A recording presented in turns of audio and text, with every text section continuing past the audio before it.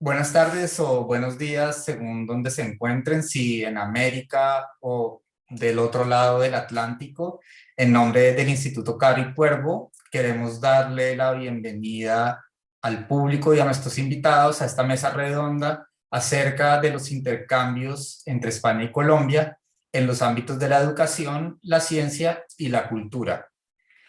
Esta mesa redonda se inscribe dentro de la programación de actividades académicas y culturales de la delegación del Instituto Caro y Cuervo en España, lo cual le da pertinencia a esta convocatoria en la que nos acompañan los representantes de tres instituciones españolas. Los presentaré en orden alfabético: Rebeca Guinea, directora de programación de Casa de América; Carmen Pastor, directora académica del Instituto Cervantes; y José Antonio Sanaúja, quien es el director de la Fundación Carolina. Y para moderar esta mesa redonda nos acompaña la periodista Juanita Samper, periodista bogotana que lleva más de 20 años trabajando en España, quien actualmente es la reportera del periódico El Tiempo aquí en España. No quiero extenderme más presentando los extensos currículums de nuestros invitados ni de Juanita, porque creo que lo realmente importante es lo que está por decirse a continuación acerca de cómo Colombia y España vienen relacionándose a lo largo de las últimas décadas y sobre todo en el momento actual en estos tres campos, sobre todo teniendo en cuenta que se trata de unos intercambios que han sido bastante intensos históricamente y que creo yo que en este momento pasan por un momento de particular intensidad. Entonces, no siendo más, mil gracias a Rebeca, a Carmen, a José Antonio y a Juanita por aceptar esta invitación, y mil gracias también a quienes nos acompañan esta tarde o esta mañana. Entonces, yo los dejo con Juanita, quien a continuación les dará la palabra a nuestros tres invitados. Muchísimas gracias.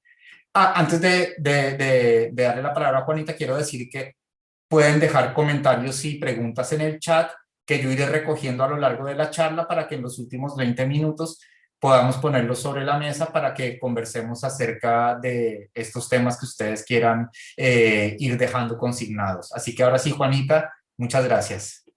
Muchas gracias, Martín. Bueno, bienvenidos también nuestros invitados y todos los que están en sus pantallas viéndonos en este encuentro que va a ser muy agradable sobre los intercambios culturales, educativos y científicos entre España y Colombia, ni más ni menos, que son muy ricos, muy abundantes y muy enriquecedores en todos los sentidos. Para empezar, les voy a pedir a cada uno de los representantes de sus instituciones que nos expliquen brevemente qué hacen, porque obviamente no todo el mundo tiene por qué saberlo. Entonces, si quiere Rebeca empezar, adelante, por favor. Perfecto, muchas gracias Juanita, Martín, muchas gracias por la invitación, es siempre un placer participar con el Instituto Caro y Cuervo, un placer para la Casa de América estar aquí y especialmente para mí por ser la invitada. Pues bueno, Casa de América es un centro cultural, pero también es un centro de generación de pensamiento. Casa de América se creó en el año 1992, el año que viene cumplimos 30 años de existencia, y la misión de la casa ha sido durante todo este periodo hablar y escuchar a América. Cuando hablo de América me refiero a todo el continente, pero obviamente por razones lógicas, culturales, históricas, lingüísticas. Nuestro centro de atención, nuestro niño o niña mimada ha sido obviamente América Latina y el espacio cultural iberoamericano, ¿no?, al que también nos debemos y con el que trabajamos ampliamente. Somos un centro cultural público. Venimos a ser gestionados por un consejo rector formado por el Ministerio de Asuntos Exteriores, Unión Europea y Cooperación, por la Comunidad de Madrid y por el Ayuntamiento de Madrid. Efectivamente, bueno, y venimos y estamos creados o configurados en un consejo rector que está formado por el Ministerio de Asuntos Exteriores, Unión Europea y Cooperación, Comunidad de Madrid y Ayuntamiento de Madrid. Estamos sitos en uno de los palacios quizás más bellos del centro de Madrid, en el Palacio de Linares, donde desarrollamos todas nuestras actividades, que como ya he dicho son abiertas al público y absolutamente gratuitas.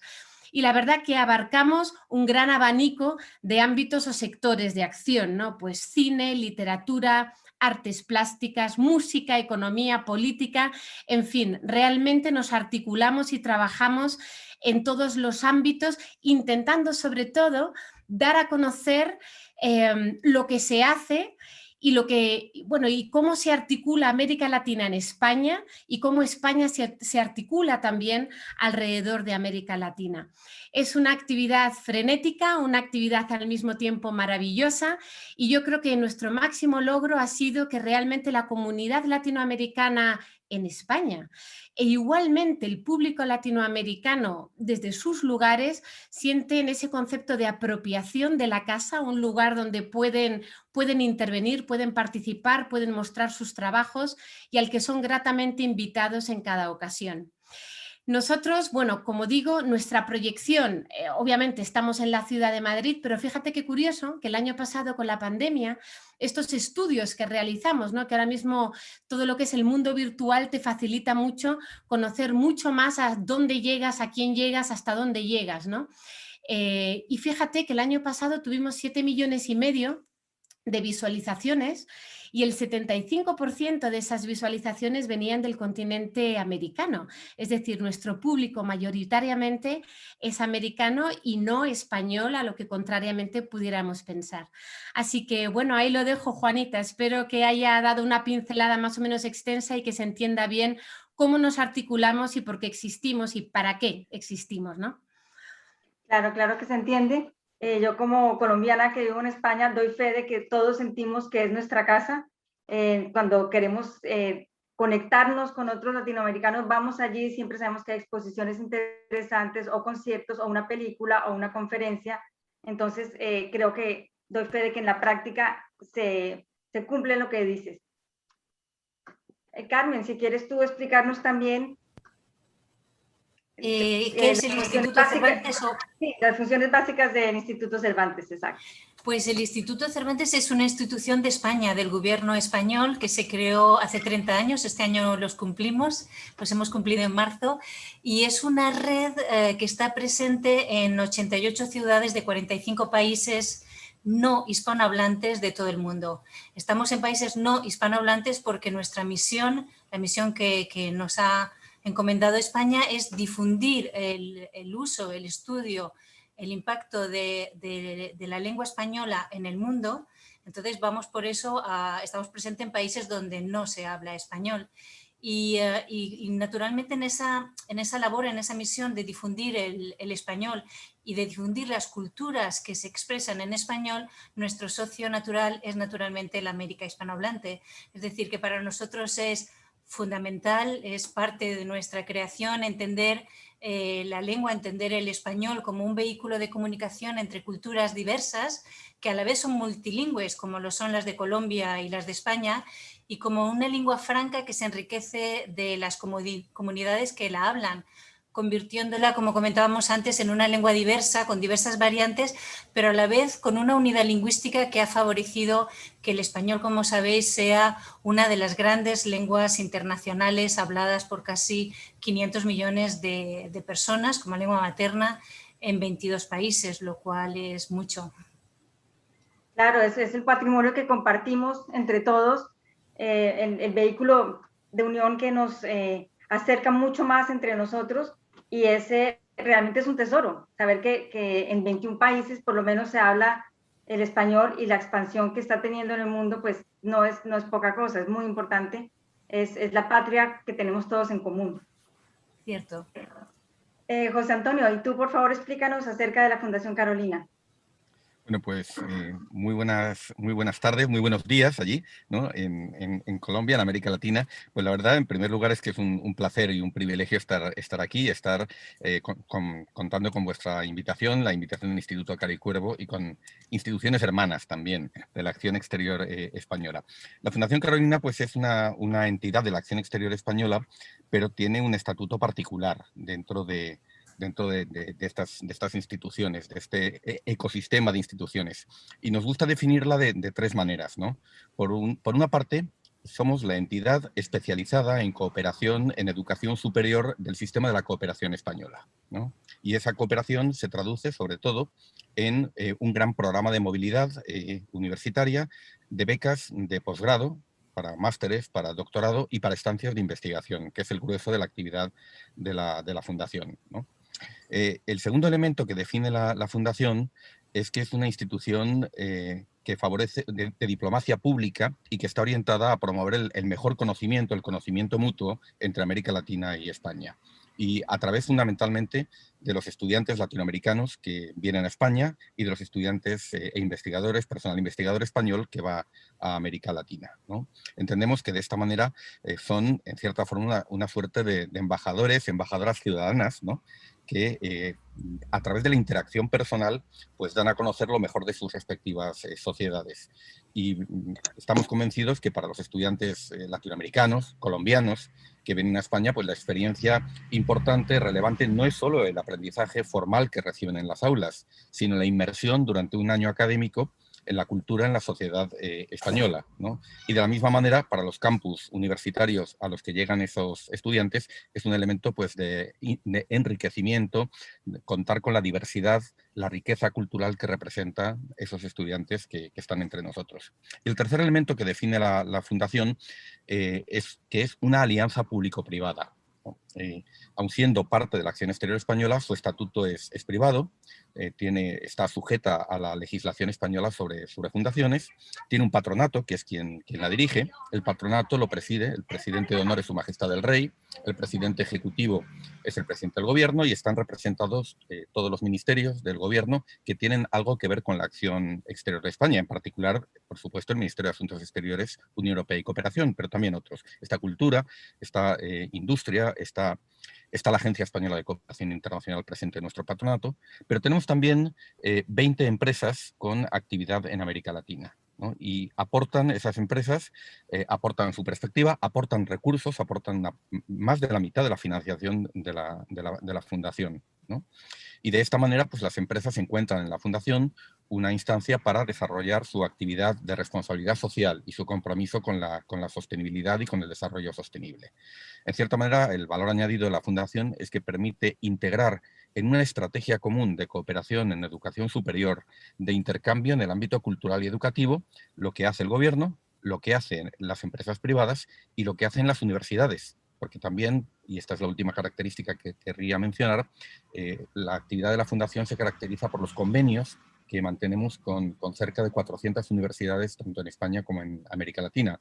Y en particular, habrá ocasión después de mencionar aquellas con las que tenemos relación en Colombia.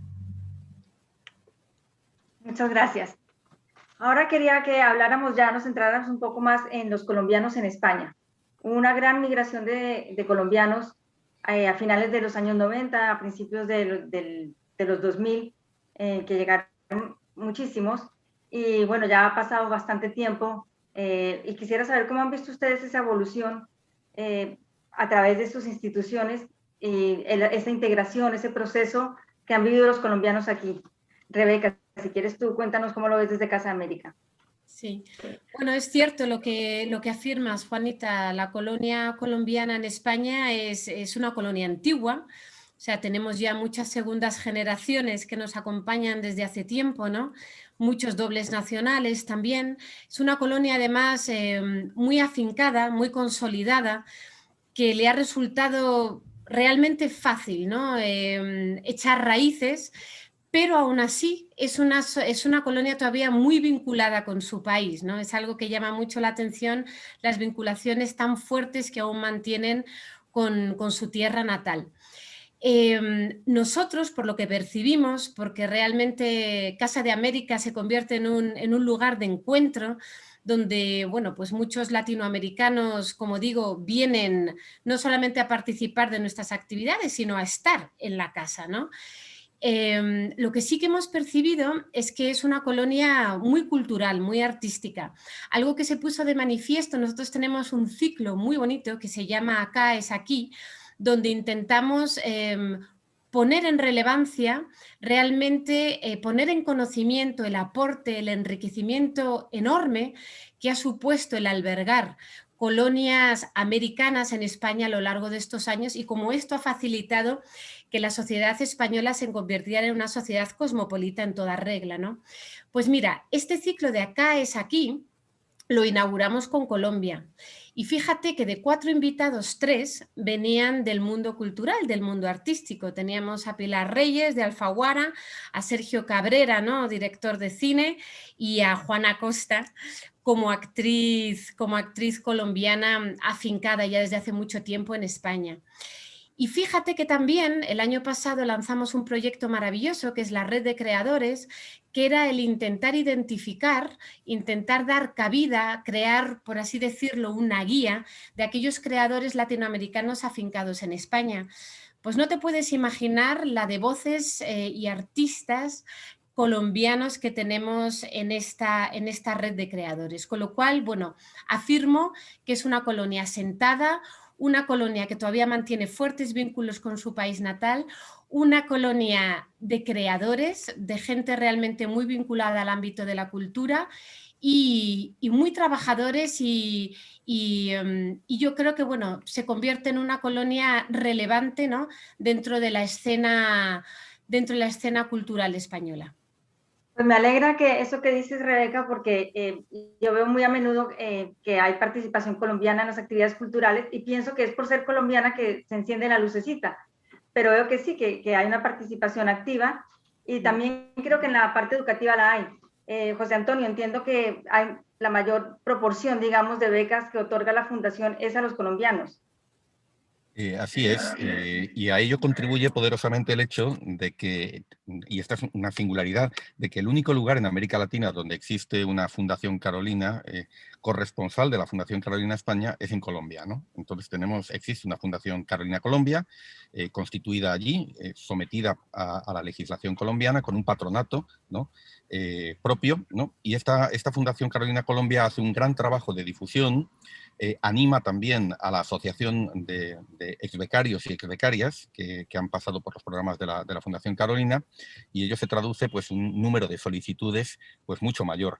Tengo que decir que no solamente son un número de solicitudes mayor, sino que además son solicitudes de mucha calidad, es decir, estudiantes con una trayectoria muy notable, ¿no?, que luego tienen éxito en la convocatoria de becas que realiza cada año la Fundación. Un apunte que es importante subrayar, un asunto, es que la Fundación Carolina no tiene cuotas nacionales a la hora de distribuir las becas, sino que las becas se otorgan en función del mérito, en función de la trayectoria de cada estudiante. Valoramos las calificaciones, valoramos también, y esto es muy importante, el grado de implicación social, ¿no?, que han tenido esos estudiantes en su trayectoria. Es un indicador de su potencial para generar valor social, para generar innovación social en el futuro. Y con todos estos elementos se hace la selección, ¿no? Y el hecho de que tengamos un número tan grande de solicitantes colombianos y colombianas se traduce también en un mayor número. A lo largo de los 20 años de vida, un poquito más de 20 años que ha tenido la Fundación Carolina, ha otorgado unas 18.000 becas en total, ¿no? Y de esas 18.000 becas, casi 3.000 han sido para ciudadanos y ciudadanas colombianas, para estudiantes colombianos, ¿no?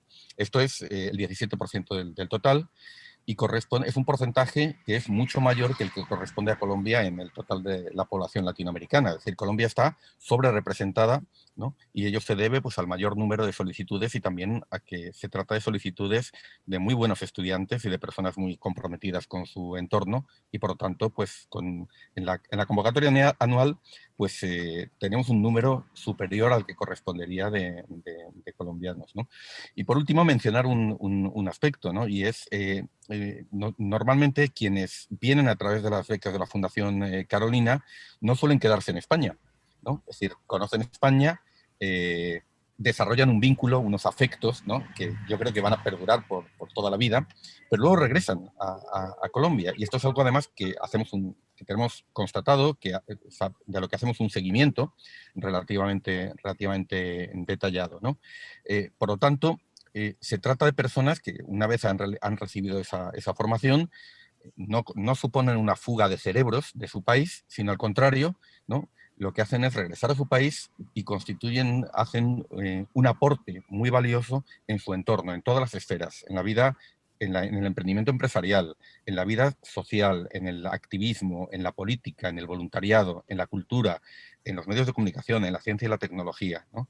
Tenemos muchas historias de vida de carolinos, como le llamamos cariñosamente, ¿no? Que han regresado a su país, a Colombia, y están haciendo un aporte muy importante al desarrollo, ¿no? Y al progreso de Colombia, ¿no? Hacia el futuro. ¿Esta característica es más notoria en los colombianos? ¿El hecho Bueno, de que regresen a su país? Digamos, una de las características de las becas de la Fundación Carolina es que se pide a todos los solicitantes un compromiso de retorno, ¿no? Que además, de hecho, en las evaluaciones que hemos realizado, se cumple prácticamente en todos los casos. No hay una diferencia aquí de los colombianos con otras nacionalidades. Donde sí radica la diferencia, efectivamente, es en esa mayor participación de estudiantes colombianos en las convocatorias de becas y en el número de becas concedidas cada año. Perfecto, muchas gracias. Y Carmen, también me gustaría que nos hablaras un poco de las asociaciones y de los contratos, por decirlo de alguna manera, de los enlaces que tienen con las academias, con las instituciones de investigación en Colombia en torno al idioma. Pues con Colombia trabajamos mucho y constantemente, como decía antes, como nuestra misión es, trabajamos en un constructo sobre la lengua española que la compartimos tantísimos países, pues obviamente trabajamos con estos países con los que lo compartimos. Yo, por ejemplo, algo que destacaría es, por ejemplo, el Congreso Internacional de la Lengua, que en cuyo comité científico son miembros permanentes la Academia Colombiana de la Lengua y el Instituto Caro y Cuervo. Y como sabéis, estos congresos organizados por el Instituto Cervantes y la Real Academia de la Lengua, conjuntamente con la Asociación de Academias de la Lengua Española, están respaldados por el gobierno español y por el gobierno del país anfitrión en el que se celebra cada una de sus ediciones trianuales. El año que viene tendrá lugar en Perú. Arequipa será la ciudad anfitriona y esos congresos yo creo que son de capital importancia. Allí el objetivo es constituir foros universales de reflexión sobre la situación, problemas y retos del español y avivar también la conciencia de corresponsabilidad de gobiernos, instituciones y personas en la promoción y unidad de esa lengua. O sea que ese me parece un proyecto muy importante en el que nunca falta Colombia, nuestro comité científico. Después también destacaría, por ejemplo, la asociación CICELE, en la que también está el Instituto Caro y Cuervo, está Colombia, con otras instituciones también, que es una iniciativa multilateral de instituciones de enseñanza de grado superior de habla hispana, cuyos objetivos se centran también en incrementar la importancia del español en el mundo a través del fomento de su aprendizaje, la formación de profesorado, la investigación y el desarrollo de una herramienta internacional de certificación del español como lengua extranjera, el sello CICELE, que es un sello que llevan aquellos exámenes, aquellos certificados de dominio del español que tienen un mínimo de cumplimiento de estándares de calidad. Y es una asociación, yo creo que muy importante, en la que, como decía, está Caro Cuervo, está la Universidad del Norte, está la Pontificia Universidad Javeriana de Bogotá o la Universidad Pontificia de Bolivariana. O sea que hay también mucha actividad de Colombia, está muy, muy activa. También está en el proyecto Canoa, muy importante. Martín está directamente implicado, y Rebeca también asiente, que es un proyecto, una plataforma panhispánica para la internacionalización de la cultura en español que se ha puesto en marcha con una alianza entre la Universidad Nacional Autónoma de México, el Centro Cultural Inca Garcilaso de Perú, la Universidad de Buenos Aires, el Instituto Caro Cuervo y el Instituto Cervantes, y es una red que invita a todos los centros culturales iberoamericanos a unirse para unar esfuerzos que ayuden a esa internacionalización de la cultura en español. Y bueno, tenemos muchísimos más proyectos con Colombia, no me quiero extender, pero también tenemos mucho intercambio de creadores e investigadores, ahora hablando más en el ámbito académico de la lengua. También mis colegas en la Dirección de Cultura del Instituto Cervantes y con, sobre todo la Casa América, pues trabajan también mucho en este ámbito, pero nosotros también tenemos con Caro y Cuervo cooperaciones de ciclos con investigadores hispanistas, o por ejemplo este ciclo también es un ejemplo, o hace poco hemos publicado la obra Lo uno y lo diverso, la riqueza del idioma español, en la que escritores y escritoras del mundo hispanohablante, entre ellos los colombianos Daniel Semper, que bien conoces, Laura Restrepo o Nancy Rozo, han participado con maravillosos textos celebrando esa lengua que tenemos, que es una pero que es diversa. O sea que con Colombia realmente trabajamos continuamente y muy especialmente con el Instituto Caro y Cuervo. Qué bueno. Hace un momento Rebeca estaba comentando las cifras del año pasado en intercambio cultural y cómo descubrieron que Latinoamérica participaba muchísimo. Eso me hizo pensar, obviamente, que fue el año de la pandemia, una pandemia que todavía sufrimos y que me imagino que ha afectado las funciones de cada una de las instituciones. Rebeca, ¿cómo ha sido esto para la Casa Pues mira, América? ha sido realmente un viaje, una aventura de redescubrir nuevas formas, nuevos formatos y de repensarse uno mismo como institución, ¿no? Y cómo se opera y cómo se articula uno cuando estas cosas sobrevienen y además de manera tan inesperada. Pues sí, efectivamente fue tremendo cuando en marzo una institución como la Casa de América, que es fundamentalmente presencial, no concebíamos realizar actividades que no fueran en formato presencial, también porque estamos ubicados en un lugar tan maravilloso que lo intentamos utilizar y explotar siempre, ¿no? Hasta el último aliento. Entonces fue, bueno, pues realmente una aventura de repensar cómo proseguir, cómo sustentar al sector artístico y de creadores, cómo no dejarles caer, cómo configurar una nueva programación cultural que no defraudara y realmente cómo seguir articulándonos para hablar y escuchar a América. Entonces, bueno, aquí obviamente el mundo digital, el mundo virtual hizo su acto de presencia y nos regaló algo que nosotros no esperábamos, que era que mediante esta ventana al mundo hemos llegado mucho más allá de lo que nunca hubiéramos imaginado, ¿no? Con los formatos tradicionales. Entonces, ¿cuál fue la sorpresa de ver que no solamente con nuestros contenidos llegábamos mucho más lejos, a mucha más gente y realmente propiciábamos mucho más la participación que venía de allá, sino también cómo hemos conseguido contar con ponentes, invitados, artistas y creadores con los que quizás hubiera sido casi imposible contar en circunstancias normales, porque las agendas son complejas, porque los viajes son complicados. Y sin embargo los hemos tenido, ¿no? En nuestras actividades, en nuestra casa, en esos formatos virtuales de una manera absolutamente asidua. Y sobre todo, ¿cuál ha sido la sorpresa al ver y hacer esa comparativa de números, ese Big Data que a veces es tan importante, ¿no? Revisar que realmente, o sea, nuestro impacto el año pasado se multiplicó, fue el doble que en el 2019 gracias a la ventana virtual.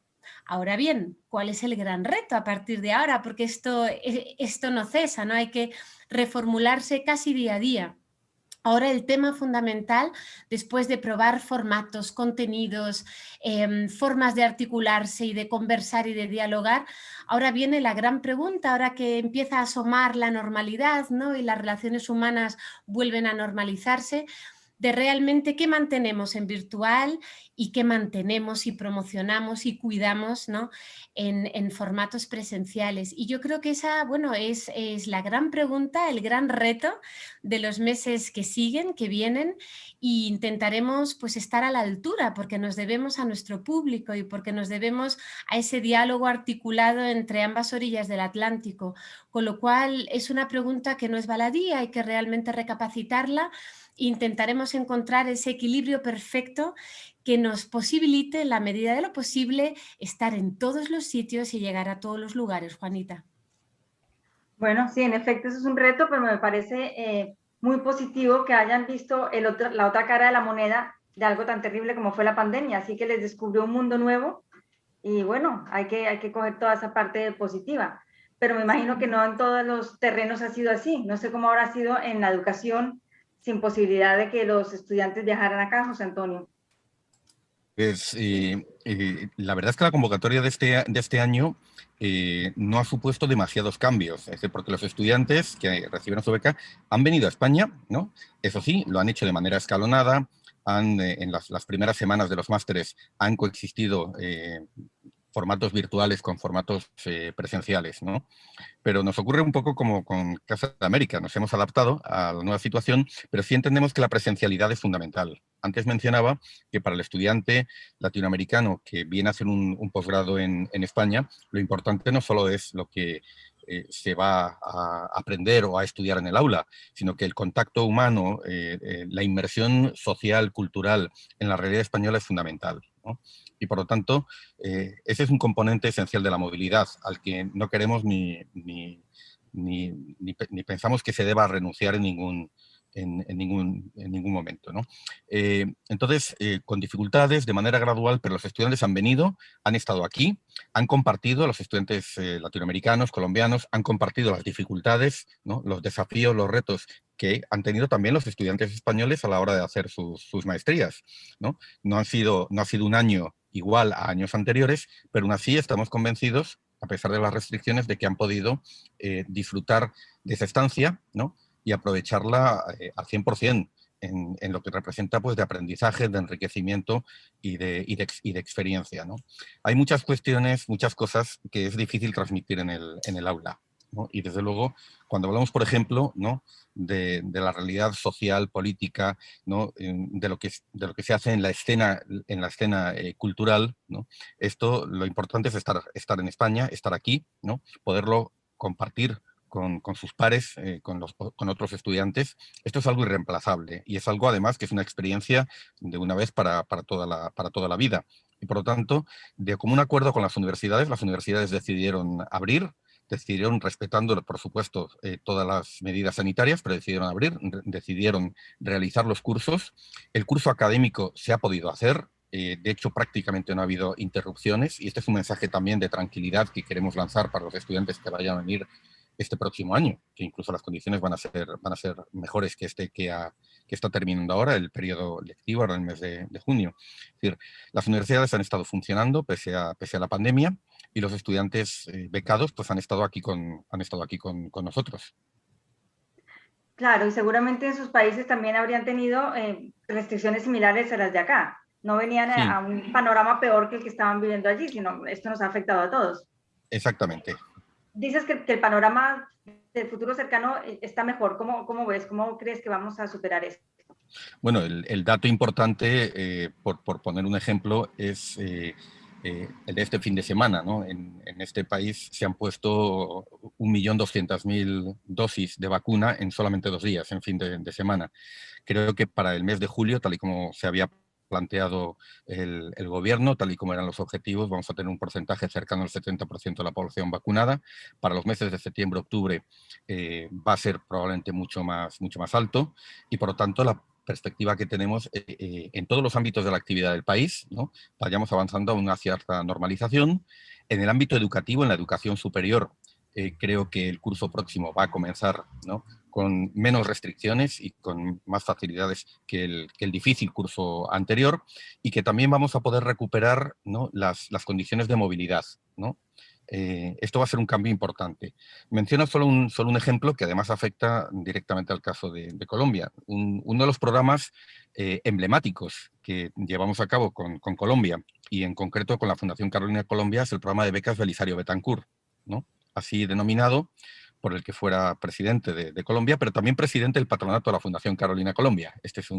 Quizás es menos conocido este dato para quienes nos ven y nos escuchan hoy. Y la persona, además, una persona que fue decisiva y que fue clave para que la Fundación Carolina Colombia tenga hoy digamos, el ascendiente que tiene. Por eso le pusimos su nombre a estas becas. Estas becas las hacemos con el ICETEX, y son becas orientadas a las industrias culturales y creativas, a formar profesionales en ese campo, a lo que es el ámbito de la economía naranja, ¿no? Que ha sido promovido por el gobierno de Colombia en los últimos años. Y para el año pasado teníamos 50 becas de estudiantes colombianos en la Escuela Complutense de Verano, ¿no? En esas fechas, esas becas no pudieron otorgarse, tuvimos que posponerlas. Esas no fue posible, otras sí. Las hemos dejado para este año y junto con las 50 becas de este año tenemos un contingente de 100 estudiantes. Finalmente no van a venir en julio, van a venir en octubre, ¿no? Porque en octubre estamos convencidos de que las condiciones van a ser mucho mejores, de que no vamos a tener riesgos como hemos tenido en las últimas semanas en materia de cuarentenas, en materia de movilidad, y que por lo tanto esas becas se podrán disfrutar, los cursos se podrán hacer pues con todas las garantías y con condiciones mucho más favorables de las que podríamos tener en este mes de julio, ¿no? Y bueno, además ahí vamos a contar con la colaboración de las universidades, porque estos becarios venían a cursos de la Escuela Complutense de Verano, y lo que se va a hacer en el mes de octubre es que se va a preparar una programación específica para estos estudiantes, ¿no? Y además se va a hacer pues, digamos, de manera compartida con otros programas de la universidad. Así que ya doy este dato, ya lo adelanto, que para el mes de octubre seguramente tendremos un contingente de 100 estudiantes colombianos, que es un contingente importante, que estarán realizando cursos sobre esta materia, y ya confiamos en que sí, en que no vamos a tener ningún riesgo o no vamos a tener ninguna dificultad, ¿no? para que puedan estar con nosotros. Pues sí, ojalá, ojalá. Yo también creo que será así. Carmen, cuéntanos tú la experiencia, sobre todo, pienso yo, de las sedes de los institutos Cervantes en los países de habla no hispana. Me imagino que tuvieron que también acortar mucho los planes, los programas, las conferencias, toda la actividad presencial. Sí, efectivamente, fue como un juego de dominó. Cayó Pekín, cerró Pekín, y poco a poco cerraron prácticamente todos los centros de forma presencial, no virtual, todos los centros del Instituto Cervantes, incluido la sede central. Pero tengo que decir que la pandemia, que ojalá no vuelva y que se vaya pronto, pero nos ha traído agotamiento y nos ha traído oportunidades, como comentaban mis compañeros de mesa. Nosotros creíamos que, por ejemplo, la parte tanto de actividades culturales como de cursos de lengua iban a caer en picado y totalmente, porque tenemos un público que aprecia especialmente esa presencialidad. Nuestros cursos son extracurriculares, es decir, son adultos que vienen a nuestras clases después de trabajar para aprender español. Entonces hay un componente social, de relación, de crear grupo muy, muy importante. Entonces creíamos que iba a caer, y al final ha habido solamente un descenso de un 11%, que creo que es muy poco con lo que nosotros esperábamos, y creo que ha sido un aprendizaje enorme. Nosotros en el Instituto Cervantes creamos ya en el año 2000 un entorno virtual de aprendizaje que llamamos los cursos AVE Global, que puedes aprender español en línea totalmente. Pero lo que veíamos en toda nuestra red de centros es que nuestro alumnado prefería lo presencial. Entonces, siempre había habido muchísima matrícula presencial y muy poca matrícula en línea. ¿Qué pasa? También al profesorado le gusta más estar... sabéis que el profesor desarrolla ahí una relación muy estrecha con su alumnado, con su grupo, etcétera. Entonces, no habíamos tenido nunca muchísimo éxito con la enseñanza en línea comparada con la presencial. También, incluso cuando vinieron las épocas, tal vez recordéis, del blended learning, del semipresencial, que todos nos prometíamos mucho, pues tampoco fue tan gran boom. Y en cambio, ahora llega la pandemia, estamos todos obligados y confluyen dos factores. Por una parte, que está todo el mundo obligado, porque además nos interrumpió en prácticamente todo el mundo a mitad del curso, o sea, no interrumpió que los alumnos terminaran el curso y se plantearan inscribirse en un curso en línea, sino que nos pilló a mitad, con lo cual 3 hurras por nuestros equipos docentes, porque rápidamente se reinventaron y cogieron todo lo que teníamos. Entonces, nuestros cursos digitales, nuestro material AVE, nuestro entorno de aprendizaje virtual, cobró protagonismo, pero ya con una aceptación prácticamente inmediata por parte del profesorado y del alumnado, porque era como qué bien que tenemos esto, ¿no? No tenemos otra cosa.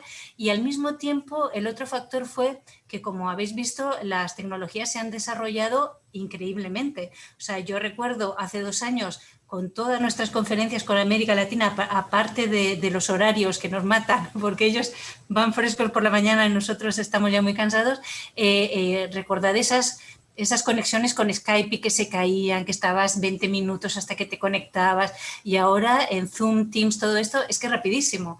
Con lo cual, lo que nos ha pasado es que, como decía, estamos todos agotadísimos, pero estamos todos ya en un nuevo momento en el que ha habido mucha aceptación de estos nuevos medios, que vamos a volver, por supuesto, a la presencialidad, pero hemos ganado espacios que se van a quedar en línea porque ayuda mucho. Por ejemplo, en nuestros centros antes tenían un alumnado en su ámbito geográfico, en su propia ciudad y un poquito más, pero ahora hemos ganado mucho espacio geográfico. Y los profesores también, se ha trabajado muchísimo, se ha invertido mucho en tecnología y se está trabajando mucho en metodologías, porque no es lo mismo dinamizar la enseñanza del español, que como sabéis no es dar una conferencia a un profesor hablando y un alumno escuchando, sino que sería como si estuviéramos hablando todos los participantes que hay ahora en el chat y nosotros estando aquí intentando que ellos hablen para practicar su español. Entonces, establecer esas dinámicas con grupos, a veces híbridos, que también estamos ensayando, ¿no?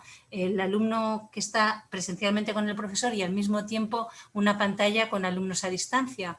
Todo eso hay que desarrollar, si no nuevas metodologías, sino nuevas dinámicas, y es un gran reto para el profesorado, a ver cómo hago yo una clase de español en que mis alumnos hablen, o sea, el tiempo de habla del alumno tiene que ser infinitamente superior al tiempo de habla del profesor. ¿Cómo hago esas interacciones con la máquina, con los materiales digitales o no? O sea, que es un gran reto y hemos podido avanzar de una forma brutal, con pasos agigantados, porque la técnica lo ha hecho y porque el alumnado y el profesorado, al no tener más remedio, se ha volcado 100% en las nuevas tecnologías.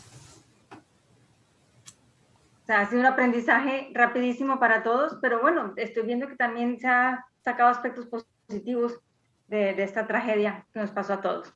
Ahora me gustaría cambiar un poco de capítulo y hablar sobre uno de los eventos culturales más importantes que tendrán lugar este año, que es la Feria del Libro, que tuvo que ser cancelada el año pasado y tiene como país invitado a Colombia. Rebeca, ¿en la Casa América han pensado algunas actividades para acompañar a Colombia como invitada?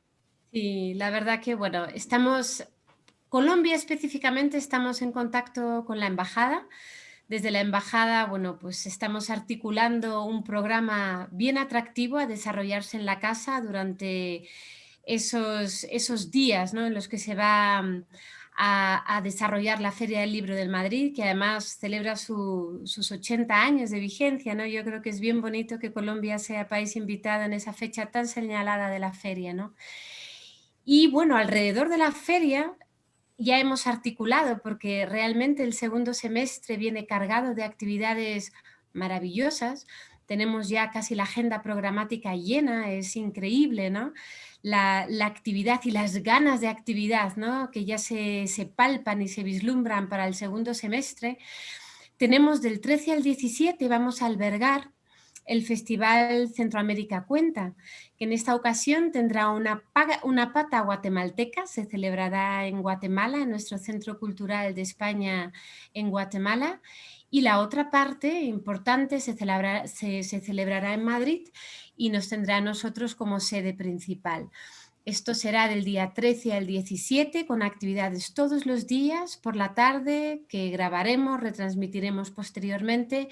Y bueno, pues tenemos los grandes nombres, ¿no?, de la literatura centroamericana y latinoamericana durante esa semana. Esperamos poder encuadrar esta feria de Centroamérica Cuenta dentro de la propia Feria del Libro de Madrid. Estamos trabajando en ello con las autoridades que llevan la feria y bueno, yo creo que será una guinda, un guiño maravilloso a toda esa literatura centroamericana, de América Latina, tan importante, ¿no?, a la que queremos rendir un merecido homenaje. Y luego el día 21 y 22, como siempre, colaboramos con Leer Iberoamérica Lee. Vamos a tener 2 jornadas completas también en Casa América, y donde, bueno, el guiño o el foco estará puesto en esa mediación a la lectura, en ese acompañamiento, esa formación de formadores y ese llamamiento a la lectura desde la infancia, pasando por la adolescencia hasta ya la edad madura. Así que sí, efectivamente, durante la Feria del Libro de Madrid vamos a albergar importantes eventos. Estamos esperando a que la Embajada de Colombia nos diga finalmente qué vamos a poder acoger en la casa, y bueno, seguramente serán sin duda alguna 2 semanas llenas de actividad donde nos podremos nuevamente volver a encontrar en ambos formatos, ¿no? En el formato presencial y en el formato virtual. Así que yo le auguro realmente un enorme éxito en este año. Pues ojalá sea así. Hasta ahora hemos comentado casi todos los aspectos positivos, porque ya hemos visto que incluso los negativos han tenido su parte a favor, pero supongo que hay muchos problemas también que les toca sortear a ustedes desde aquí, no sé, la distancia, el horario. Por ejemplo, José Antonio, las homologaciones de los títulos, no sé si constituyen un dolor de cabeza para la Fundación Carolina. ¿Qué trabas son las principales que tienen que superar? Bueno, aquí hay, esta cuestión es una cuestión que nos preocupa mucho y nos preocupa además con una visión a largo plazo y que excede con mucho el trabajo de la Fundación Carolina, ¿no? Uno de los objetivos con los que trabajamos desde la Fundación es un objetivo compartido por todos los gobiernos de la comunidad iberoamericana, y entiendo yo que también por todas las universidades de la universidad del ámbito iberoamericano, que es el objetivo de un espacio iberoamericano del conocimiento y de la educación superior, ¿no? Bueno, a largo plazo soñamos con que exista la libre movilidad del talento, ¿no? Y que haya un reconocimiento de los títulos al estilo de lo que existe en el espacio europeo de educación superior, lo que llamamos el espacio de Bolonia, ¿no? Claro, nuestra experiencia en Europa fue una experiencia larga, difícil para alcanzar ese objetivo. Pasó por establecer unos mecanismos comunes para medir el esfuerzo académico, unos criterios comunes para evaluar la calidad de las universidades y de las titulaciones que se otorgaban, ¿no? En fin, todo esto llevó mucho tiempo. Pero ese proceso está en marcha también en el espacio iberoamericano, ¿no? Y concretamente la Secretaría General Iberoamericana, digamos, poquito a poco, pues está promoviendo un trabajo conjunto de todos los países de esa comunidad en materia, por ejemplo, de calidad y acreditación de las universidades. En la medida que avancemos con todo esto, lograremos, ¿no?, que haya algún día el reconocimiento de títulos entre todos los países, el mutuo reconocimiento de títulos entre todos los países que integramos esa comunidad. Esa es nuestra aspiración a largo plazo. Ahora, en el corto plazo, ¿qué es lo que hacemos? Bueno, pues algunas cosas muy concretas. Por ejemplo, hemos establecido, o mejor dicho, nos hemos adaptado a nuestros mecanismos de evaluación de las solicitudes de becas a lo que el Ministerio Español de Educación, ¿no?, el Ministerio de Universidades, ahora para ser más concreto, define en materia de calificaciones universitarias. Hay un sistema, ¿no?, que permite medir de manera similar, convertir las calificaciones universitarias de manera estandarizada. De tal manera que a la hora de evaluar a nuestros estudiantes, ¿no?, les evaluamos en condiciones de igualdad porque sus calificaciones se miden de la misma manera. Esto ya lo estamos haciendo. El propio estudiante introduce su calificación de su universidad en su país de origen, en este caso Colombia, y hay una aplicación del Ministerio que la adapta a ese estándar común de valoración de calificaciones que ya tenemos, lo que garantiza pues una evaluación en condiciones de igualdad. Eso por una parte. Y por otro lado, en nuestros másteres, aunque tenemos algunos másteres de los que en España se denominan títulos propios de las universidades, lo que generalmente apoyamos, donde asignamos las becas de posgrado, es a másteres oficiales, ¿no?, a lo que se llama el máster universitario. Y el máster universitario es un máster que está acreditado en España, que tiene un reconocimiento oficial. Y este reconocimiento oficial es el que garantiza que una vez que el estudiante regresa a su país, su titulación de máster va a ser reconocida por el Ministerio de Educación o el Ministerio responsable de universidades en su país de origen.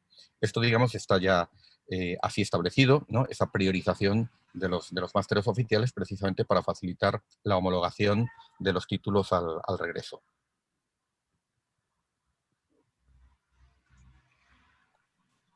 Bueno, muchas gracias.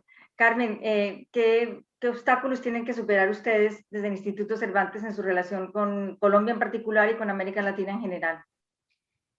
Pues obstáculos, yo creo que no muchos, porque trabajamos muy fluidamente, trabajamos muy a gusto con muchísimas instituciones y tenemos muchísimos proyectos en los que hemos trabajado y aprendemos de ellos y aprendemos a trabajar conjuntamente, porque hay proyectos, por ejemplo, uno de ellos es el examen de conocimientos del español, el SIEL, el Sistema Internacional del Español como Lengua Extranjera, que hemos desarrollado con equipos técnicos de España y de América, de la Universidad de Buenos Aires, de la UNAM, la Universidad de Salamanca y nosotros.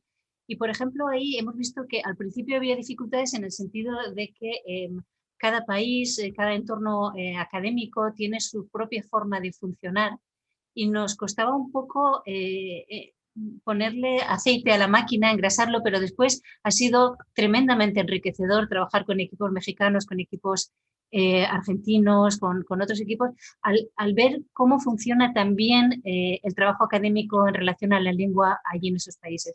Entonces, ha sido una gran ganancia, ha sido más lento todo al principio, pero ahora una gran ganancia, porque sobre todo cuando trabajas sobre la lengua, sobre el español, es muy importante tener constantemente la visión de otro que habla esa lengua.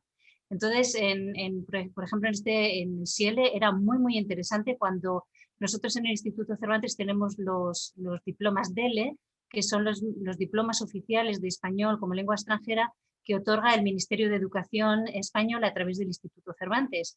Ese ya está muy consolidado, pero queríamos hacer uno nuevo con una visión mucho más panhispánica y además que fuese digital. Es un examen que haces completamente por ordenador, que puedes hacer también con vigilancia remota, etc. Entonces, al empezar a trabajar con los equipos, vimos, por ejemplo, cosas como nosotros tenemos un plan curricular en que si tú, por ejemplo, defines el nivel A1 del español, significa que esa persona es capaz de hacer ciertas cosas en español, como por ejemplo decir cuál es su nombre, o hay un léxico que controla, que sabe usar, y otro léxico que no, porque es de nivel B2, por ejemplo, ¿no? Entonces, ¿qué nos pasaba? Que igual nosotros desde los equipos españoles poníamos una actividad para el nivel A1 en el que decíamos, pues se ha comprado un coche, y entonces nos decían, ¿coche? No, es auto, y auto es un nivel superior Entonces ahí, por ejemplo, hemos tenido que crear una serie de corpus y de herramientas de trabajo conjunto para hacer exámenes de dominio del español que cubran realmente el español que se habla en todas las variedades. Y hemos empezado a trabajar, tenemos una herramienta que presentaremos en diciembre que se llama Geolexi, en el que, por ejemplo, ahora nuestros equipos, y lo podrá ver también el público, porque va a ser una herramienta de uso para todo el mundo, podrás, por ejemplo, ahora ver golpe, ¿no? Si tú utilizas la palabra golpe, en qué nivel de la lengua lo puedes usar, con qué manuales, con qué ejercicios, con qué exámenes, pero también vas a ver que golpe o tortazo es un panhispanismo, es decir, es una palabra que aunque sea apasionadamente, lo entendemos todo el mundo panhispánico, pero que, por ejemplo, si tú utilizas galleta, piñazo, pues eso lo van a entender solamente o lo usan solamente en España, es un españolismo. O si tú utilizas, por ejemplo, mamellazo, zoquetazo, pues es un americanismo, es decir, que es de uso en países de América, con lo cual, cuando tú estás haciendo un examen internacional de certificación del dominio del español, obviamente tienes que elegir palabras como golpe, tortazo, porque va a ser una palabra que entienda todo ese mundo panhispánico, con lo cual daría igual que un chino o un alemán haya aprendido español en Bogotá o lo haya aprendido en Salamanca o lo haya aprendido con un profesor peruano o con un profesor español. Entonces, yo creo que más que dificultades, esas dificultades nos han llevado a una intercomprensión muchísimo más rica y a un desarrollo posterior de herramientas que hemos visto que eran necesarias, porque una cosa es decir que todos apostamos por el panhispanismo y otra cosa es tener las herramientas para que realmente eso sea así, porque una persona de Bogotá va a tender a poner un léxico, unas expresiones propias de su propia variante, de la lengua, aunque estándar y culta que hable, porque puedan ser. Entonces necesitábamos saber si lo que estoy haciendo realmente es un españolismo o no. Yo he descubierto cosas como que borde, que decimos mucho en español, eres un borde, eso es un españolismo y que no se dice en otros sitios. O por ejemplo el vale, que usamos tanto, ¿no? Entonces yo creo que más que dificultades es tremendamente enriquecedor. Es verdad que es lento al principio, hasta que llegamos a una forma de trabajo y a una intercomprensión suficiente, pero tremendamente enriquecedora. Veo que me han cerrado aquí la luz en el Instituto Cervantes, todos se van a casa, no sé si me veis aún. Sí, sí, te vemos, te Han vemos. dejado a oscuras. Rebeca, ¿y qué dificultades son las que ustedes tienen que sortear más que todo? Realmente estaba pensando, ¿no? Cuando formulabas la pregunta tanto a José Antonio como a Carmen, y nosotros es que no, o sea, dificultades reales, ¿no? Que te imposibiliten seguir adelante con los proyectos, muy pocas. Realmente fluimos bastante, ¿no? Y siempre nos articulamos de un lado y de otro para que las cosas funcionen. Entonces, problemas realmente, bueno, salvo este sobresalto del mes de marzo en el que tuvimos que reaccionar en escasamente 5 semanas para volver a estar en escena, ¿no? Y volver a articularnos para operar y estar presentes. Dificultades, no, las típicas pues de gestionar actividades, ¿no? Que al final pues son muchos emails, mucha organización, pensar mucho en los formatos, pensar mucho en los ponentes, en los moderadores, en fin, pero problemas realmente no, son pequeñas cosas que normalmente solventamos con mucha elegancia. Juanita. Como todo lo que hacen, claro que sí. Bueno, hemos estado hablando de los intercambios culturales, científicos y educativos entre Colombia y España, básicamente con instituciones que existen aquí en España. Pero me gustaría hablar de la proyección de ustedes en Colombia físicamente, por ejemplo, de la filial o de la oficina, no sé, o la sede, no sé cómo le dicen José Antonio, de la Fundación Carolina en Bogotá. ¿Cómo operan? ¿Desde hace cuánto funciona? Bueno, pues muchas gracias. La Fundación Carolina Colombia, como antes mencionaba, es una fundación que tiene autonomía, tiene su propio estatuto, está sometida a la legislación colombiana, tiene sus propios órganos de gobierno. Eso sí, dentro de su patronato se encuentra, por ejemplo, la Embajada de España en Colombia, miembro de su patronato, y lo somos también la Fundación Carolina España, como un miembro más, ¿no? Lo integran personalidades colombianas y lo dirige en este momento don Daniel Jaime, un empresario de Cartagena, ¿no? Que conecta a la fundación justamente con esa comunidad empresarial, al igual que la Fundación Carolina en España, pues tiene una participación, como expliqué antes, también del sector privado. Y esta Fundación Carolina Colombia, pues la verdad es que desarrolla su actividad propia. Parte es difundir y apoyar la convocatoria de becas que hacemos desde España, pero ellos también, la Fundación Carolina Colombia, moviliza recursos y tiene su red institucional en el país, ¿no? Y mencionaría de nuevo este acuerdo que la Fundación Carolina Colombia tiene con el ICETEX, ¿no? Que es la institución que en Colombia, lo saben mejor que nosotros, nuestra audiencia, la que se ocupa justamente de las becas y las becas crédito para la realización de estudios superiores. Y en este convenio de la Fundación Carolina Colombia con ICETEX se ha enmarcado este programa de becas Belisario Betancourt sobre la economía naranja. Dato muy importante, y es que este programa está cofinanciado con las instituciones colombianas, con el gobierno colombiano. De hecho, la mayor parte de la financiación procede de allá y cumple en ese sentido un papel importante también animando a las instituciones colombianas a un mayor compromiso institucional y también financiero con la movilidad de los estudiantes colombianos en el exterior, ¿no? Entonces, eso por una parte. Por otra parte, la Fundación Carolina Colombia nos ayuda a tener relaciones muy cercanas con las universidades colombianas, ¿no? Con las que tenemos convenio, ¿no? En este momento tenemos convenios, por una parte, con 26 universidades, no solamente en Bogotá, sino prácticamente en todo el país, ¿no? Y tenemos, además de esos convenios con instituciones, una relación muy cercana, también muy fluida con el Instituto Caricuervo, de la que es muestra esta actividad, ¿no? Y estamos en este momento negociando un acuerdo marco con la Asociación Colombiana de Universidades, la ASCUN, para un nuevo programa que queremos lanzar el curso próximo de movilidad de profesorado colombiano, de profesorado universitario que pueda realizar estancias en España a través de esta asociación de universidades que integra pues, a la práctica totalidad de las universidades del país. Ahí la Fundación Carolina Colombia pues, tiene un papel muy, muy destacado. Y solamente mencionar que un pequeño detalle, que es un detalle casi físico y visual, que la Fundación Carolina Colombia tiene su sede en la Oficina Técnica de la Cooperación Española en Bogotá. Entonces, a pesar de ser una institución independiente, ¿no? Tiene tal vinculación con la cooperación española, decía antes que somos la institución especializada en cooperación en educación superior, ¿no? Que la Agencia Española de Cooperación Internacional pues nos presta todas las facilidades, incluso la sede física de la Fundación está en la Oficina Técnica de Cooperación de la AECID en Bogotá. ¿Y a qué se debe que sea la única oficina que tienen en América Latina? Bien, hay una razón histórica. La Fundación Carolina tuvo fundaciones corresponsales en otros países, ¿no? Las tuvo en Argentina, en Brasil, en México. En 2012, España tuvo, como es sabido, una crisis económica muy notable. Hubo una importante reducción de los fondos para la cooperación en todos los ámbitos.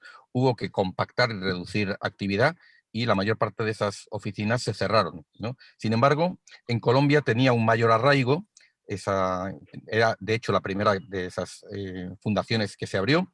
Tenía un fuerte arraigo social, un fuerte arraigo institucional y además, y este no es un dato menor, tenía la presidencia de don Belisario Betancur, ¿no? Y don Belisario Betancur, si se me permite decirlo así, yo creo que no hubiera permitido que hubiéramos cerrado la Fundación Carolina, salvo si pasábamos por encima de su cadáver. Y efectivamente fue muy importante su intervención en aquel momento para que la Fundación Carolina Colombia continuara abierta y continuara operando. Era un gran impulsor de la cultura. Así es. Y tengo que decir que además, si me permite, Juanita, y además una persona que trabajó mucho para el acercamiento cultural, educativo, en todos los ámbitos entre España y Colombia, ¿no? Yo creo que le debemos muchísimo a su figura en esa relación entre los dos países. Sí, sí, sí, es verdad, es verdad. Carmen, y te iba a preguntar a ti, ya nos has comentado acerca de los acuerdos con muchas universidades, un poco de este matrimonio de hecho entre el Instituto Caro y Cuervo y el Instituto Cervantes. De hecho, el Instituto Caro y Cuervo, ustedes lo tienen acogido en su sede. ¿Cómo es esa relación? Pues espero que lo confirme Martín, pero yo creo que es buenísima. Yo creo que no solo institucionalmente, sino también personalmente.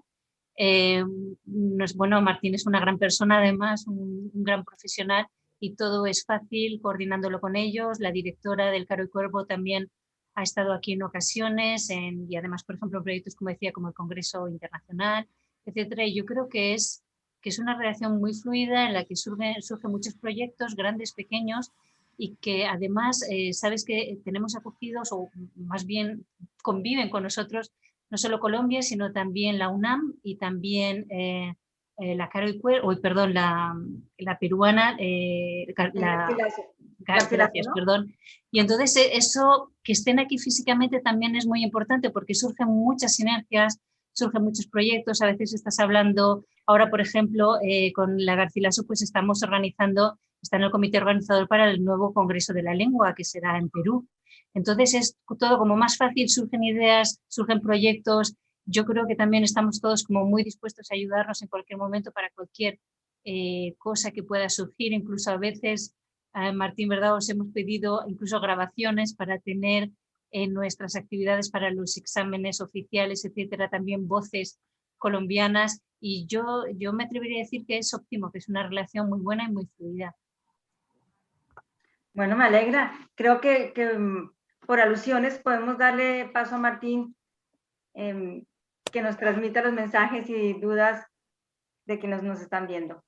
Bueno, tengo que decir a propósito de las reiteradas menciones que ha hecho José Antonio a Belisario Betancur, que el expresidente era uno de los miembros del consejo directivo del Instituto Caro y Cuervo, y que gracias a él y a Víctor García de la Concha, exdirector del Cervantes, es que la delegación del Instituto Caro y Cuervo en España existe. Es decir, Víctor García de la Concha y Belisario Betancur, por decirlo de alguna manera, conspiraron para que el Instituto Caro y Cuervo llegara a España de la mano del Instituto Cervantes, lo cual no es irrelevante. Y ciertamente la colaboración entre Caro y Cuervo y el Cervantes es el punto de partida, por ejemplo, para que nosotros aquí podamos colaborar con instituciones como Casa de América, con la CEGIP, para que podamos colaborar con la RAE ya no a la distancia, sino de manera más directa y presencial, porque Rebeca en su momento decía que el Palacio de Linares de Casa de América tiene una ubicación privilegiada, al igual que el Cervantes, y es que en un radio de 1 kilómetro, pues está toda la, digamos, la acción cultural de España, pues concentrada en este espacio, ¿sí? Entonces creo que eso es muy valioso, el hecho de poder tener relaciones directas a la mano, y que cosas que antes se gestionaban a la distancia, pues ahora puedan gestionarse de manera directa. Yo voy a empezar con las preguntas. La mayor parte de las preguntas van dirigidas a José Antonio porque se ve que hay muchos colombianos deseosos de venir a estudiar a España, ¿sí? Pero hay una pregunta, bueno, hay dos preguntas para Carmen que me parecen muy importantes. La primera, Carmen, te las voy a formular juntas. La primera de ellas es de qué manera trabaja el Instituto Cervantes, no solo con la Real Academia, sino también con las academias americanas y con ASALE y con instituciones universitarias colombianas y de otros países para estudiar las variantes del español, las variantes de las distintas regiones y de los distintos países, y también para evaluar la competencia del uso del español. Esa es una primera pregunta. Y lo de la competencia pues tiene que ver sobre todo con el examen CIELE, porque sabemos que hay centros evaluadores de CIELE pues en todos los países, y pues que en Colombia pues hay unas cuantas universidades que hacen las veces de centros examinados. Y la segunda tiene que ver con los trámites para tramitar la nacionalidad española, y aquí me gustaría que hiciera referencia particularmente a la prueba de conocimientos constitucionales y socioculturales de España, la prueba CCSE, que es impartida por el Instituto Cervantes, justamente. Es decir, pues digamos que sabemos que la competencia de Cervantes no va a todo el papeleo que se tiene que hacer, pero el Instituto Cervantes es un mediador indispensable en la gestión de esta prueba. Entonces, ¿podrías hablarnos de estos dos asuntos, por favor, Carmen? Por supuesto. Pues muchas gracias por la pregunta. Las variedades es algo que a nosotros nos importa muchísimo. Lo que pasa es que, a diferencia de la RAE o a diferencia de ciertas universidades que hacen investigación sobre cuáles son las variantes, qué las caracterizan, dónde se desarrollan, nosotros nos centramos en ofrecer un tipo de enseñanza, un tipo de formación docente, un tipo de certificación y de evaluación de dominio del español que tenga en cuenta las variantes. Es decir, no nos centramos, nosotros no trabajamos tanto en el estudio sobre las variantes, sino como el impulsar el uso de un español panhispánico o policéntrico, ¿no? Es decir, que no tiene un centro en España o en México o en Colombia, sino que tiene muchos centros. Entonces, para nosotros lo fundamental y donde metemos todo nuestro trabajo, nuestras inversiones, el poco dinero que todos tenemos, es para desarrollar esas herramientas como lo que os decía antes, ¿no? Nosotros, por ejemplo, con esta herramienta para que el profesorado y el desarrollador de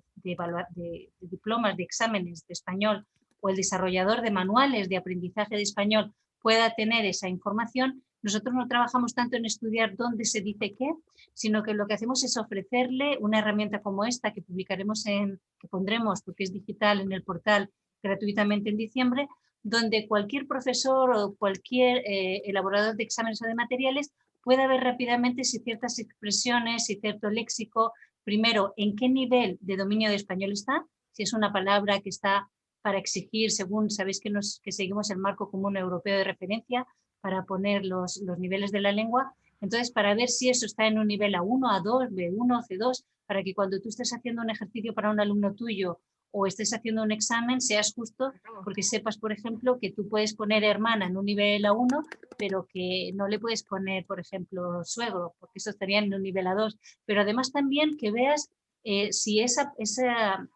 referencias léxicas que estás utilizando son de un dominio panhispánico, es decir, que al menos pasivamente lo van a entender todos, o si no, o si te estás sin darte cuenta colando porque estás poniendo una expresión que es un españolismo o un americanismo o un argentinismo, es decir, que se utiliza solo en una parte del mundo, con lo cual ese tipo de léxico lo vamos a admitir, por supuesto, en las expresiones del candidato, es decir, el candidato a un examen o dentro de una clase va a poder utilizar esas variantes con las que ha aprendido, porque ha aprendido en ese país o con profesorados de ese origen, lo va a utilizar y nosotros vamos a dar por bueno que diga piñazo, mamellazo o golpe, da igual. Pero nosotros como productores de materiales y de exámenes no podemos poner, a no ser que sea ya un nivel muy alto, como C2, y ahora explicaré por qué, no podemos poner a alguien en un nivel inicial y decirle que entienda piñazo, cuando en realidad lo que entiende todo el mundo panhispánico es golpe.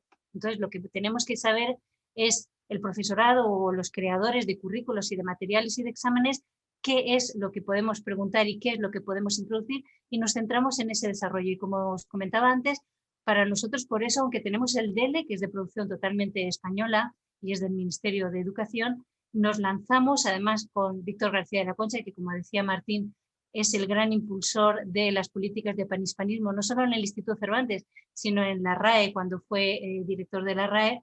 O sea, lanzar herramientas para que realmente eso pueda ser algo real, no sea solo un discurso, no sea solo una intención, sino que después cuando empecemos a trabajar eso sea verdad y que el alumno que se esté examinando o que esté hablando pueda tener la tranquilidad de que va a poder usar cualquiera de las variantes en un estándar culto.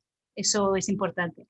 Decía lo de los niveles altos porque, por ejemplo, sí que empezamos a pedir en un nivel C2, que como sabéis es prácticamente ya de hispanohablante, que si ponemos un texto, una audición de un autor, pues que pueda ser, no sé, guinea ecuatoriano, y que esté utilizando su variante, que sea ya en ese nivel capaz de poder comprender mucho más, o sea, ya variantes de la lengua no solo en un nivel estándar culto, que sería pues el que se utiliza en los telediarios, ¿no? Por poner un ejemplo, sino también algunos que se utilizan en un lenguaje más coloquial, como puede ser, pues estoy leyendo un texto argentino y hay una parte que me habla del lunfardo y aparecen una serie de expresiones que deberías ya en un nivel alto conocer.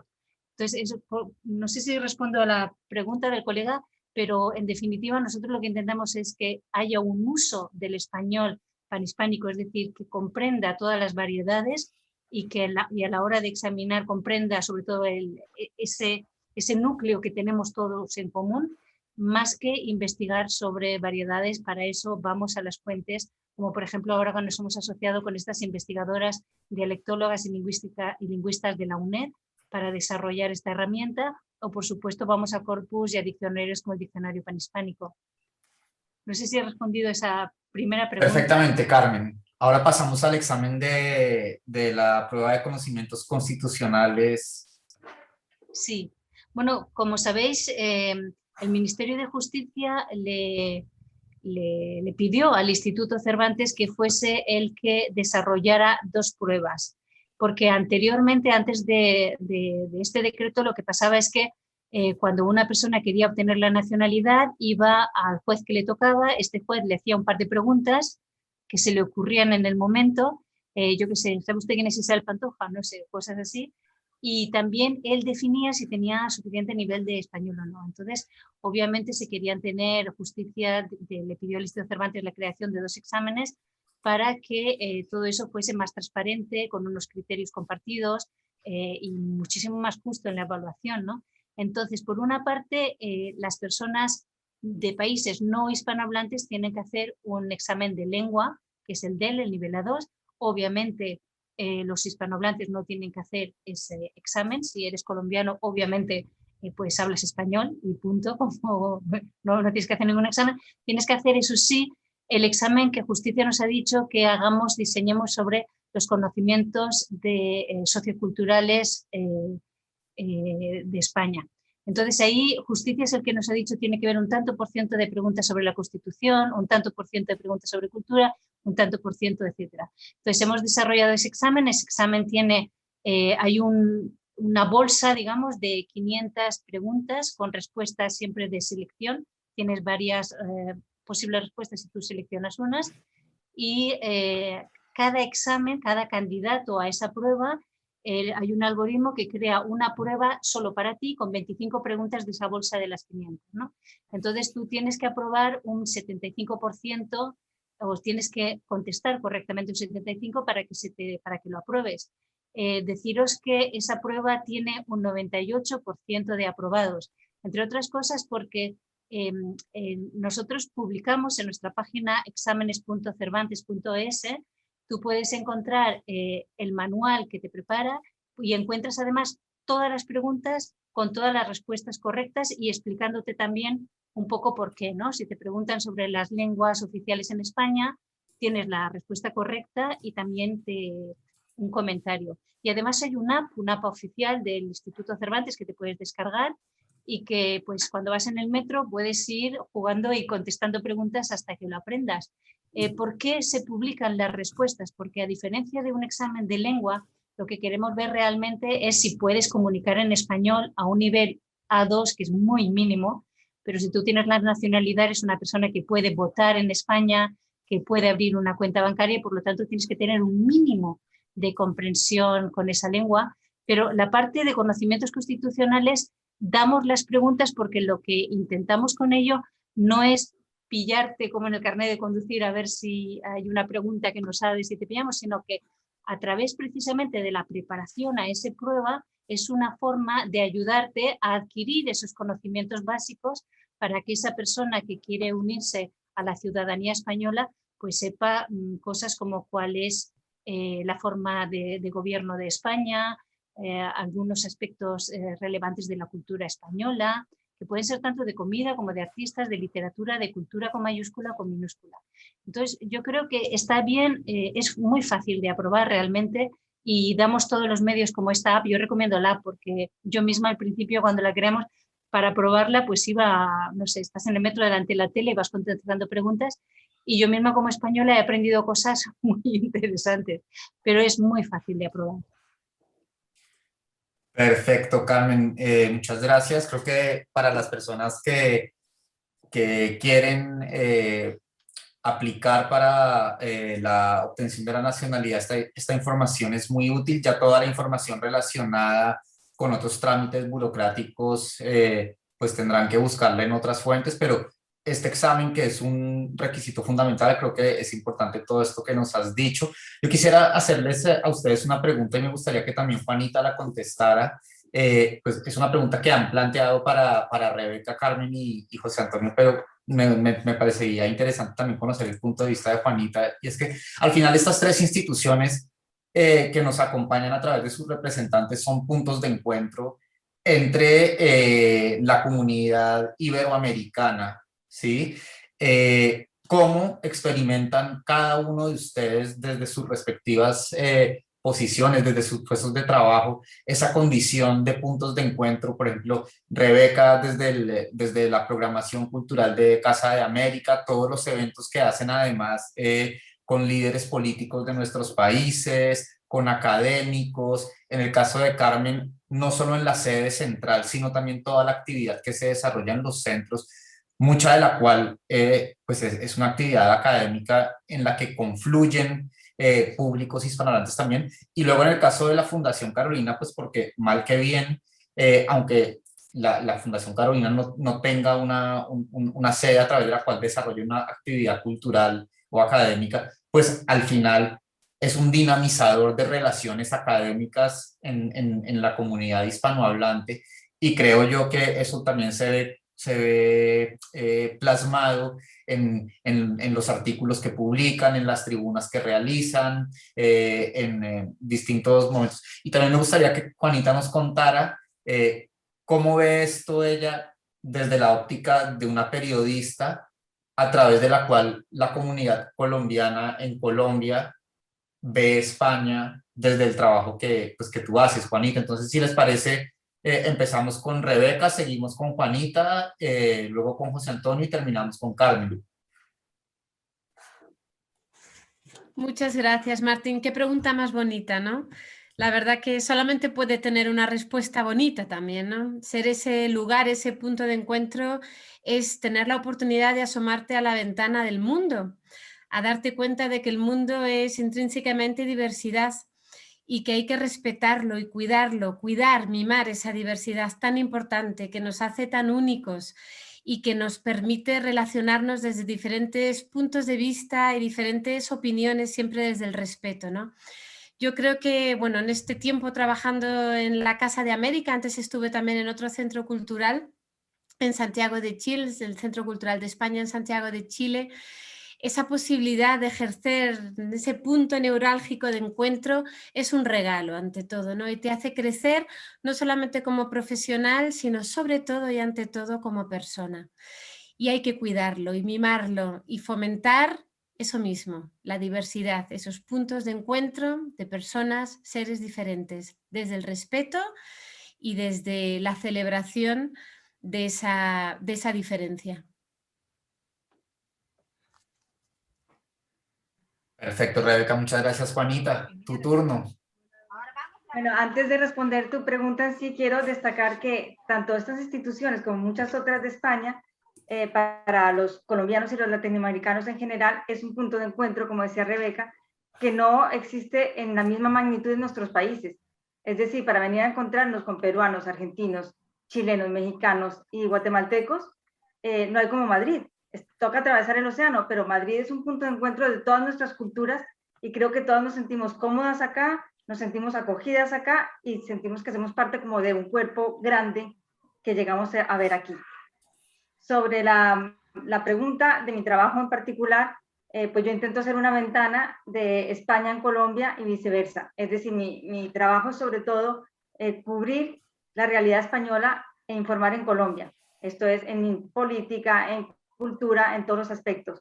Pero también intento hacer lo otro, cómo Colombia vive en España, es decir, a través de los artistas o a través de las comunidades de migrantes o a través de la historia personal de cualquier colombiano que viene aquí a vivir.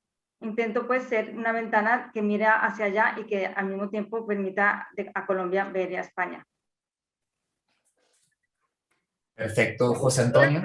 Simplemente soy periodista, o sea, que yo Sí. simplemente tipo de vehículo. Sí, es además curioso, antes de darle la palabra a José Antonio y luego a Carmen, lo que decías tú, Juanita, de que tenías la idea de que Colombia estaba muy presente en la vida cultural española, pero que no sabías si era por un sesgo de colombiana que hacía que se te encendiera la lucecita cada vez que ves Colombia, ¿sí?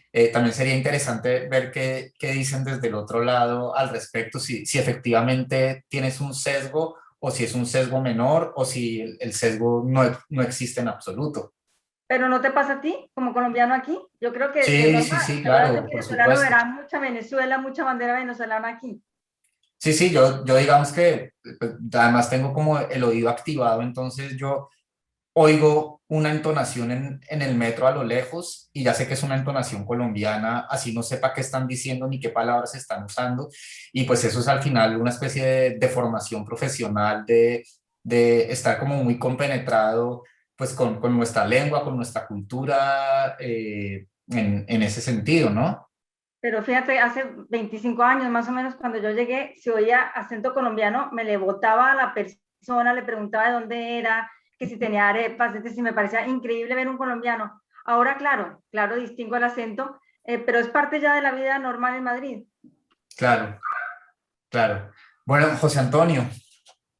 Bueno, yo quería comentar dos cosas a raíz de lo que habéis dicho. La primera de ellas, efectivamente, la Fundación no somos un centro cultural, hacemos otras cosas, pero tenemos actividad en ese ámbito y parte de ella la hacemos conjuntamente con Casa de América, ¿no? que yo creo que son muchas entidades las que también nos encontramos en Casa de América, y una de estas actividades se llama Diálogos con América Latina, y lo que tratamos es un ciclo de diálogos en los que ponemos a nuestras autoridades responsables de política exterior o de otros ámbitos a dialogar con especialistas, con responsables políticos de América Latina. Y un poco con la idea también de mostrar una España y unas autoridades en España que, sobre todo, que escuchan y que preguntan, ¿no? Y que tratan de comprender la realidad de esa región tan cercana, ¿no? Y ya llevamos, si no me equivoco, corrígeme Rebeca, creo que 14 ediciones, ¿no?, de ese programa. Tratamos de tocar temas pues, de mucha actualidad. Recientemente pues, hemos hablado, por ejemplo, sobre el problema de las vacunas, ¿no?, y el acceso universal a la vacunación y lo que representa esto en el ámbito iberoamericano. O hemos hablado también de los 30 años de cumbres iberoamericanas y que han aportado, por citar algunos de los últimos. La otra cuestión también respecto al espacio de encuentro, y es que para que no me gustaría transmitir la idea de que el trabajo de la Fundación Carolina con nuestros becarios y becarias es un trabajo individual. Digamos, tratamos de generar red, y uno de nuestros programas dentro de la Fundación se llama Vivir en España, y entonces agrupamos a los becarios, ¿no?, que vienen de distintos países, para que se conozcan entre ellos y para que forjen lazos no solamente con su entorno y sus pares españoles, sino que también se generen relaciones, red entre profesionales, estudiantes de distintas nacionalidades latinoamericanas, y nos consta que, bueno, que años más tarde esos lazos se mantienen. Entonces, bueno, pues a través de actividades con las que damos a conocer el patrimonio cultural, la realidad social de España, los hacemos en distintas comunidades autónomas, agrupando a los que están en las universidades de cada región. Además de eso, tratamos de que se encuentren entre ellos y que sea un espacio pues, para un conocimiento y una conversación pues, entre todos los países de la región. Algunos de nuestros becarios nos dicen que han llegado a España y que además de conocer estudiantes españoles, pues han desarrollado relaciones de amistad e incluso relaciones que van un poco más allá de la amistad con colegas, ¿no?, con otras becarias o becarios de otros países de la región. Perfecto, José Antonio. Ahora es tu turno, Carmen. Muchas gracias por estos matices que has introducido. Y antes de darle la palabra a Carmen, quiero decir que José Antonio ha estado quitándome mi trabajo de formular las preguntas, entonces ha estado respondiendo incesantemente, y creo que no se ha dejado ni una sola pregunta sin contestar en relación con las becas, lo cual me parece admirable porque han sido respuestas pues muy puntuales y muy dirigidas individualmente, así que gracias, José Antonio, por esa atención tan personalizada a nuestro público. Carmen, tu turno, por favor. Y Pues con esto terminamos. Yo coincido con Rebeca en que tu pregunta de nuestras instituciones como punto de encuentro es muy bonita. Yo querría centrarme más que en la central del Instituto Cervantes en Madrid y en Alcalá de Henares, en los centros que, como os decía, tenemos en 88 ciudades de 45 países, porque yo he estado 20 años en servicio en el exterior, en esos centros, y realmente ahí es donde nos concentramos todos estos hispanohablantes, pero además nos concentramos tanto en la biblioteca, buscando libros, películas, música, como en las salas de profesores. El Instituto Cervantes tiene cada año una media de 1.600 profesores en sus aulas, y las salas de profesores son maravillosas. Ahí pues estamos colombianos, españoles, argentinos, chilenos, y yo creo que algo muy bonito en ese punto de encuentro del Instituto Cervantes en el exterior es que estamos rodeados de una sociedad extranjera, una sociedad pues china, india, húngara, y entonces eso hace como que seamos todavía como más afines, ¿no? De repente toda esa distancia que pueda o no haber ahí, somos todos hispanohablantes, y yo creo que eso es muy muy bonito, y además en sociedades en las que quieren preservar también sus culturas. Este año, por ejemplo, nosotros hemos publicado una investigación sobre el español en Alemania, y uno de los resultados de la investigación es que las comunidades hispanohablantes, sea España, sea América, en Alemania son de las que mejor se integran en la sociedad alemana, y es donde hay un porcentaje mayor de matrimonios mixtos. Es decir, somos sociedades que nos incorporamos bien, y que después esos hijos que se tienen, si quieres que mantengan tu lengua, o sea, los hispanohablantes hablan en español. Bueno, en Estados Unidos es un tema un poco diferente, pero si no, en el resto del mundo suelen hablar español, y ahí también ves ese punto de encuentro en los institutos Cervantes, pues de madres de diferentes y de padres de diferentes nacionalidades hispanohablantes acudiendo a esas clases para que sus hijos sigan con el español, en esas bibliotecas, como decía, en esas actividades culturales, y sobre todo en esas salas de profesores que enriquecen tanto esa mezcolanza de diversos hispanohablantes. O sea que me parece que esa es una parte preciosa y fundamental de que seamos punto de encuentro. Bueno, pues se nos acaba el tiempo. Yo quiero agradecerles a Rebeca, a Carmen y a José Antonio por haber aceptado esta invitación, haber compartido esta hora y media con nosotros, a Juanita también, por supuesto, y además por haber conducido esta conversación, digamos, de una manera tan amena. Además, pues quiero agradecerles a estas tres instituciones, a Casa de América, al Cervantes y a la Fundación Carolina, no por hacernos sentir en nuestra casa, sino por hacer que esta sea nuestra casa, ¿sí? Es decir, el Cervantes, la Fundación Carolina y la Casa de América, de una u otra manera, son la casa de los hispanoamericanos en España, y yo creo que así lo sentimos, y gracias a estas instituciones tenemos un punto de encuentro donde encontramos puntos de contacto, no solo con personas del que vienen del otro lado del Atlántico, igual que nosotros, sino con trocitos de nuestra cultura, trocitos del conocimiento académico que se está produciendo allí en las universidades, en centros de investigación, incluso en empresas públicas y privadas.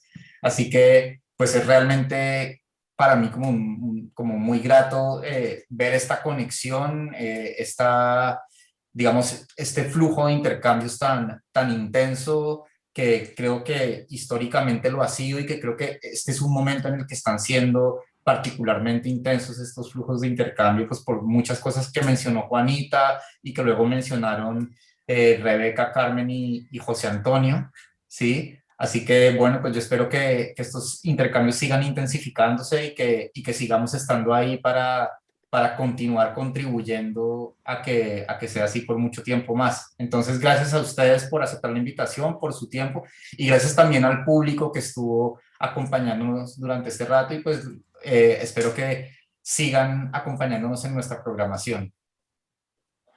Gracias a ti, Martín. Ha sido un placer, un gusto también coincidir con Carmen, José Antonio y Juanita. Y bueno, aquí estamos. Y yo también quería decir, ¿no?, que el mérito no es únicamente de nuestras tres instituciones, también es de todos y cada uno de vosotros por querer compartir. Yo creo que eso es bidireccional siempre, ¿no? Esa voluntad tiene que venir de ambos lados. Y yo os agradezco a todos vosotros y vosotras que nos estáis siguiendo hoy, que hayáis hecho un hueco en vuestras agendas, en vuestro día, para acompañarnos y poder promocionar ese compartir mutuo. Por mi parte, nada, dar las gracias de nuevo por esta oportunidad, también para dar a conocer modestamente lo que hacemos, ¿no? Compartir este espacio con vosotras y con vosotros. Muchas gracias por vuestra atención. Muchas gracias a todos, muchas gracias, Martín, por generar este espacio, de verdad. Gracias a los que están en Colombia por dedicarnos este rato, y por supuesto también gracias a los que están en España. Espero que nos encontremos muchos de nosotros en alguna actividad cultural o educativa dentro de poco. Muchísimas gracias también por mi parte. Gracias por todo.